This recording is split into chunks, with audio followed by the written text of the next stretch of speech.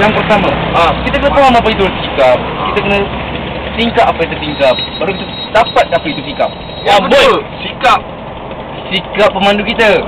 Sikap pembawa kabel. Sikap pembawa tandem. Dia terima.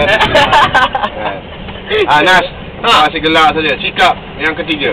Sikap yang ketiga, mengaku kesalahan kita. Bagus. Itu yang saya Sebab apa? Bila bawa kabel, satu suara. Bawa tandem, laju macam F1. Kau tarik balik. Saya tak nak tarik. Nak. Kau terus sekarang. Turun daripada paper aku. Itu sikap. Sikap lagi. Saya bukan sikap. Cukup. Bertanya pula pada Encik Farid. Sikap. Masuk terus, brother. Masuk terus. Sikap melepak. Sikap melepak. Tapi dia orang sebenarnya ada tumpak tu. Rambut rekod kita. Dengan rambut dengan bintang. Sikap. CM kita. Silakan CM kita.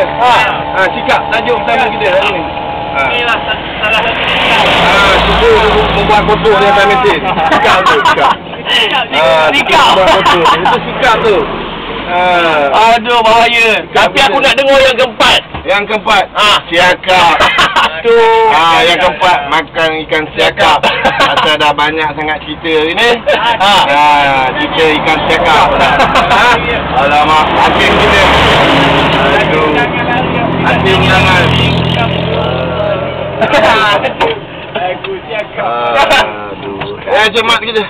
Mat, Macam mana, Mat? Penutup dia, Mat. apa pendapat kita sekarang? Pendapatan kita lah. Pada tahun ni. Secara konklusinya, dalam hal ni, ibu bapa kena mainkan peranan. Dalam mengajar anak-anak. Habis kalau dah tua bangka macam ni semua, macam mana? Ibu bapa juga yang salah. Saya terima pendapat Cik Mat. Cuba anda kita balik pada tak payah jauh, kita memancing haruan. Kalau kita dapat mancing haruan dengan sabar, naik lagi ke haruan.